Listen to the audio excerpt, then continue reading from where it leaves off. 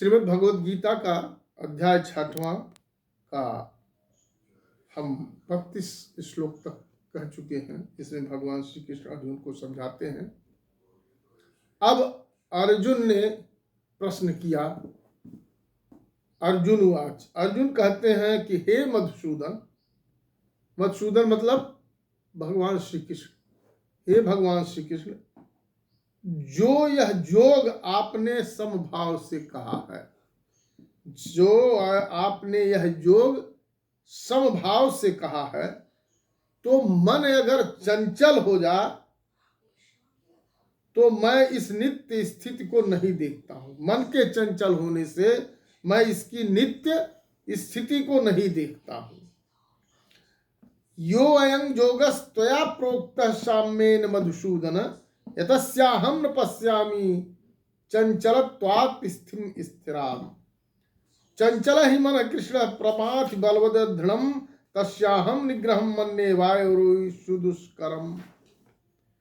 क्योंकि हे श्री कृष्ण, यह मन बड़ा चंचल, प्रमथन स्वभाव वाला, बड़ा दृढ़ और बलवान है।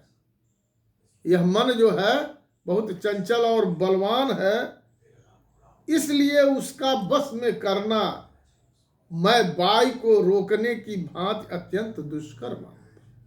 क्या कहते हैं? अर्जुन भगवान से पूछते हैं, क्या कहते हैं कि हे भगवान, हे मधुसूदन, यह मन जो है बड़ा चंचल है और प्रमथन स्वभाव वाला है, बड़ा दृढ़ है और बलवान है। इसको बस में करना हवा को रोकने के बराबर है, तो यह अत्यंत दुष्कर मानता हूं। तो भगवान कहते हैं क्या? असंशयम महाबाहो मनोदुर निग्रहम चलम अभ्यासेन तु कौन्तेय वैराग्येण च गृह्यते।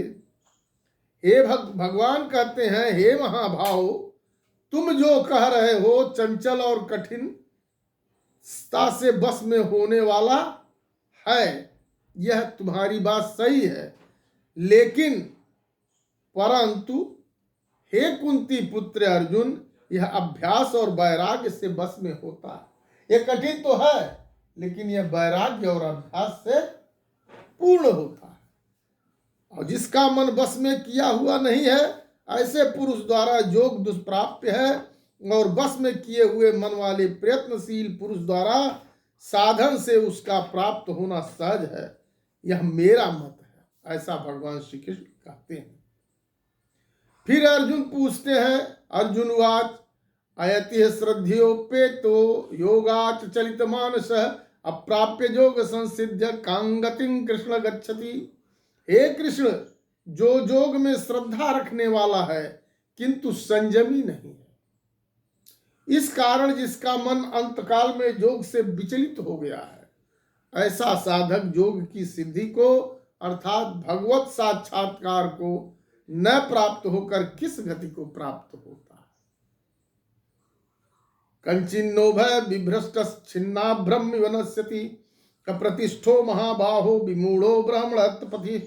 हे महाबाहो, क्या वह भगवत प्राप्ति के मार्ग में मोहित और आश्रय रहित पुरुष छिन्न भिन्न बादल की भांति दोनों ओर से भ्रष्ट होकर नष्ट तो नहीं हो जाता? एतनम में संशयम कृष्ण छेतु महर्ष शेष तदन्य संशय छेत्तानि उपपद्यते। हे श्री कृष्ण, मेरे इस संशय को संपूर्ण रूप से छेदन करने के लिए आप ही योग्य हैं। हे कृष्ण, यह इसका जो है आप ही समाधान कर सकते हैं, क्योंकि आपके सिवा दूसरा इस संशय का छेदन करने वाला मिलना संभव नहीं है। तब श्री भगवान उवाच, भगवान कहते हैं, पार्थ नैवेह नामुत्र विनाशस्तस्य विद्यते नै कल्याण कृत कश्चित् दुर्गतिं तात गच्छति।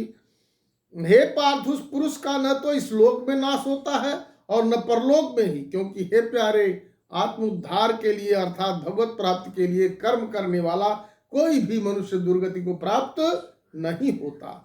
प्राप्य पुण्य कृताम लोका निशिष्ट्वा शाश्वती समा सुचीना श्रीमतांगे योग भ्रष्टो भी जायते। योग भ्रष्ट पुरुष पुण्यवानों के लोकों को अर्थात स्वर्ग आदि उत्तम लोकों में प्राप्त होकर उनमें बहुत वर्षों तक निवास करके फिर शुद्ध आचरण वाले श्रीमान पुरुषों के घर में जन्म लेता है।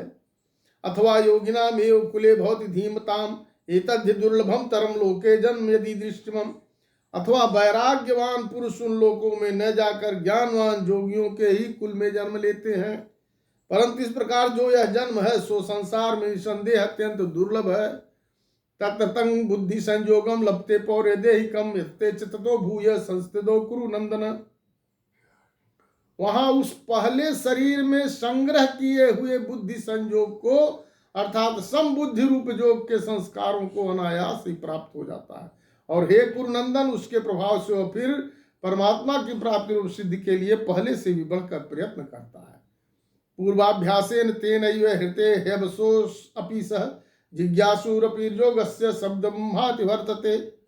वह श्रीमानों के घर में जन्म लेने वाला जोग भ्रष्ट पुरुष पराधीन हुआ भी उस पहले के अभ्यास से ही निसंदेह भगवान की ओर आकर्षित किया जाता है तथा संबुद्धि रूप योग का जिज्ञास भी वेद में कहे हुए सकाम कर्मों के फल को उल्लंघन कर जाता है। प्रयत्नादियत्मानस्तु योगी संशुद्ध क्लीवस अनेक जन्म संसिद्धम सद् ततो याति पराम गति।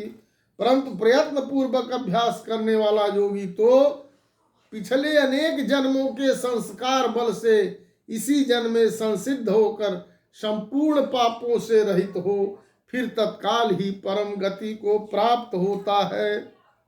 तपस्विभ्योऽधिको योगी ज्ञानिभ्योऽपि मतोऽधिक कर्मिभ्यश्चाधिको योगी तस्मात् योगी भवार्जुन।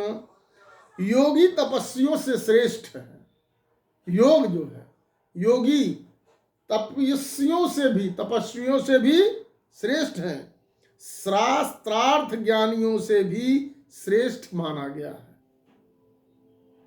शास्त्र ज्ञानियों से भी श्रेष्ठ माना गया है और सकाम कर्म करने वालों से भी योगी श्रेष्ठ है। इससे हे अर्जुन, तू योगी हो, योगी बनो।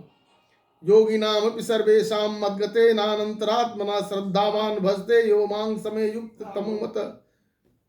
योगी तपस्वियों से श्रेष्ठ है। संपूर्ण योगियों में भी जो श्रद्धावान योगी मुझ में लगे हुए अंतरात्मा से मुझको निरंतर भजता है वह योगी मुझे परम श्रेष्ठ मान्य है। भगवान कहते हैं संपूर्ण योगियों में जो श्रद्धावान योगी उन्हें ही अंतरात्मा से निरंतर भजता है वह योगी मुझे परम श्रेष्ठ मान्य है। ओम तत्सदिति श्रीमद् भगवद गीता सुपनिषत्सु ब्रह्म विद्यायां योग शास्त्रे श्री कृष्णार्जुन संवादे आत्मसंयम योगो नाम षष्ठो अध्यायः।